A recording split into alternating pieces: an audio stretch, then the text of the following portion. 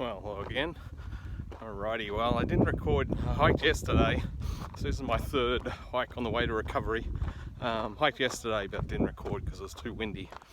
I can feel a little bit of a breeze, but I'm hoping that the microphone will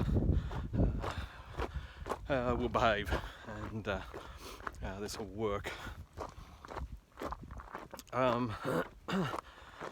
So if you haven't read 1984 by George Orwell, I thoroughly recommend it. I think to understand the times in which we live, it is absolutely essential reading. I studied it in school and really hated it at the time. Didn't kind of really understand it. And it just seems sort of dark and depressing, and sort of I didn't know what the point was. I think I've read it once or twice since then, and yeah, I was right in that yes, it's dark and depressing, but looking at where we are now, I mean, Orwell was kind of sort of brilliant mind who saw the some of the trouble ahead of us, and I think if you read it now, you'll be astonished by all the parallels and things that he sort of predicted that have come to pass. So one of the elements of that society, and it was kind of broken into two major classes. There was the party members, and then there was the proletariat, everybody else. And it's sort of not unlike old I think Soviet old USSR Iron Curtain days, where party members had sort of more status than non. And so one of the aspects I want to look at in this video is what was called Newspeak. And so it was the sort of official language that they were trying to sort of bring into society, and it was sort of based on English, but it was sort of a subset, and with some variations, and a lot of it was about. And one of the characters talks about this. A lot of it was actually about reducing the vocabulary of people. So if something was good, he would say it's good, and if it's bad, well, you'd say it's ungood. So they just use some prefixes to eliminate antonyms. And if it's very good, you would say it's plus good. If it's very, very bad, you'd say double plus ungood. And so, whereas the English language has like just a broad multitude of ways of saying different things, and it's just filled with nuance, which sadly these days is already being lost. A lot of nuance in English language is sort of falling by the wayside. People don't use it, people don't understand it, and so, which is a real pity, because there is so much so much depth. It's kind of like going from color pictures to black and white. Just that loss of vividness, the way our language is going these days. But anyway, so that was one of the aspects, was reducing the vocabulary to a sort of more manageable number. But then also, but it was also about changing the meaning of words to fit the political narrative, and so so the reason for reducing your vocabulary is then it makes the management of the meaning of the language and the manipulation of that so much easier, because you're dealing with far fewer words.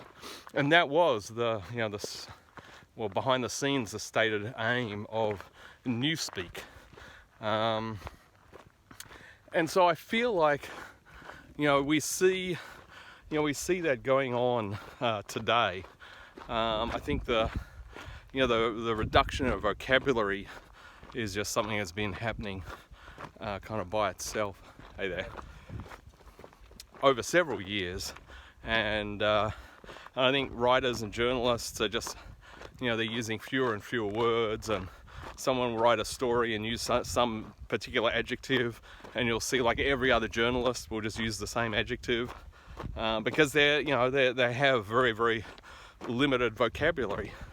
And the hilarious but sad thing is, when the first journalist didn't understand the language really well and picked the wrong adjective or adverb or noun, and basically misused a word, and then everyone just blindly jumps on board. They all use it the same way, and then if someone points it out, it's like, hey, that word does not mean what I think you think it means. Instead, people say, oh, well, no, really, it does mean that, because language is fluid, blah, blah, blah. So they'll change, in some cases, they will change the ostensible meaning of a word, not because it really changed, but to save face in the public eye. And I've kind of seen that happen over the years. I wish I could, give you some examples, but none spring to mind at the moment. So there is that, reduction of vocabulary. But I think the sort of scarier thing I've seen more and more of is the changing of the meaning of words.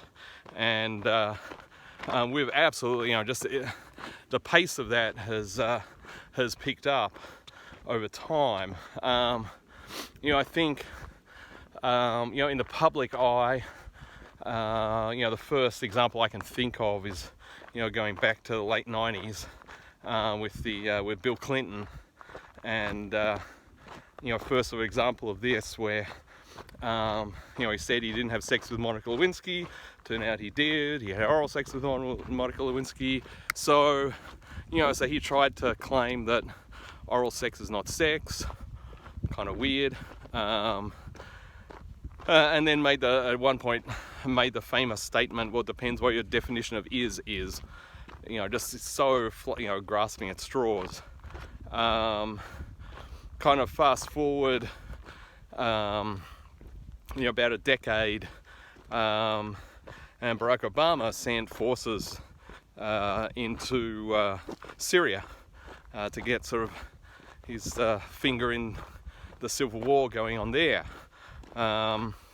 Now, according to the Constitution, only Congress has the power to declare war on a nation. So here's Barack Obama sending forces into Syria and actively, bombing and doing stuff. When people said, "Hey, you're not allowed to declare war. You're not allowed to go to war without Congress's approval." His response was, "Oh, that's not war. That was just a kinetic military action," which is war. But I think he seemed to think, well, if I don't use the word, if I use a different word, then I can get away with it, which we absolutely did. Absolutely got away with it. War would be as destructive by any other name, to misquote Shakespeare. Man, I really hope this breeze is not mucking this up. But anyway, so and now just more recently, what we're seeing is the change of sort of other words like racism. Racism used to have a sort of particular meaning that basically if you are judging or slandering another person based on their race, that was racism. Now they're trying to redefine it as something that really only white people can do. If a non-white person judges or slanders or attacks someone based on their race, they're saying, "Oh, that's not racism. That's something." They haven't got a name for it, but it's it's not branded as racism. So they're changing the meaning of the word to fit a particular political narrative. The same thing is happening with a bunch of other, kind of similar words, again to change the narrative. So I think sexism is the same. That's something that only men can do. Women can't be accused of sexism, or I guess misogyny is only men. But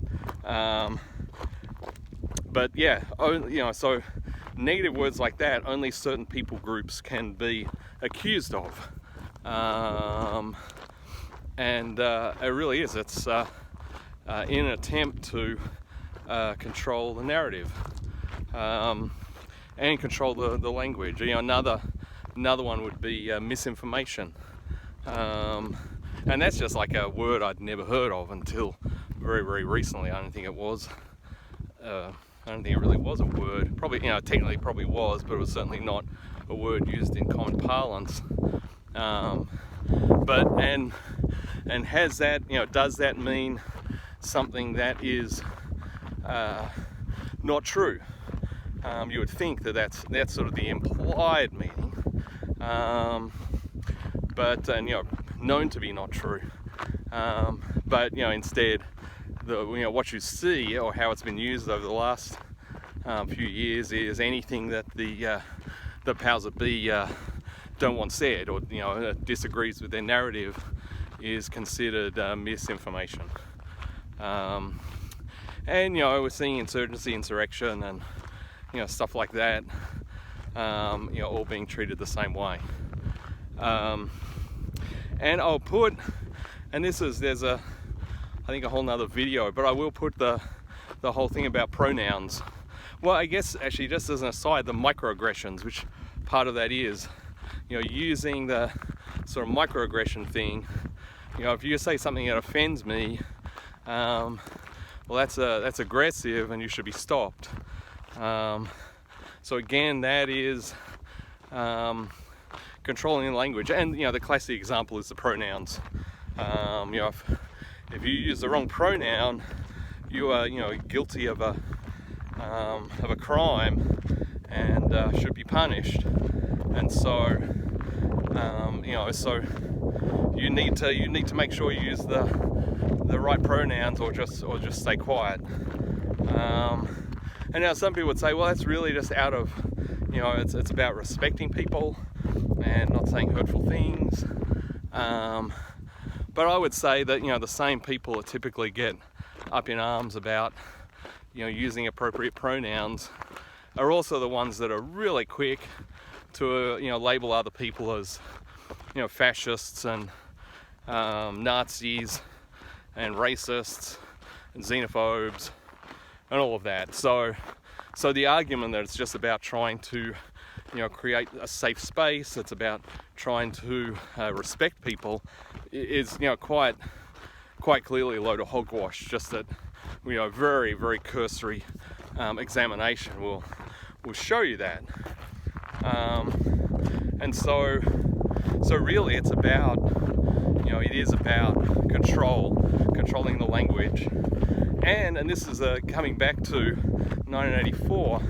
The reason for controlling the language is because, we think verbally, we reason verbally, and so this is another reason for, in 1984 wanting to reduce the vocabulary, because if you don't have a word for something, hey there, then if you can't articulate it, then you can't think about it in any meaningful way, and you certainly can't communicate with other people about it. So it's a thought that will just die. It won't get past, the emotional stage, because there will be no word for it. And so that is a very powerful way of controlling a society, is to limit their language, thereby limiting their thinking and thus their action. And very kind of scary and pernicious. And so I just want to close with this, that so for those of us who choose not to use the pronouns, not to use all the appropriate language, Certainly in my case, am I seeking to offend people? No, that's not. My objective is not to offend. Someone. Instead, I think back to the Old Testament with the three Israelites, Shadrach, Meshach, and Abednego, and they were asked to bow down to the giant golden statue, and they refused to do so because there was something bigger.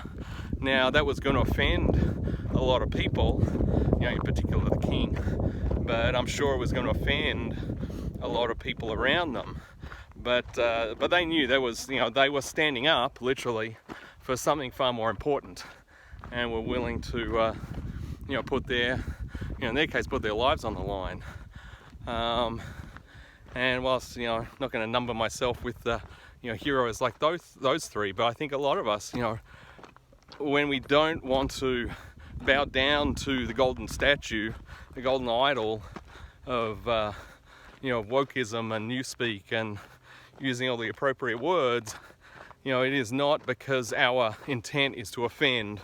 It is because there is a greater thing that we must stand up for. Now, if you are offended by someone not bowing down to the golden statue, then I'm sorry, but I'm not going to bow down to the golden statue in order to not offend. Again, there's something more important going on. Alrighty, so that's it for this hike. I hope that gives you some things to think about, and maybe some action to take. And thanks for listening. Like, share, and subscribe, and we'll see you next time.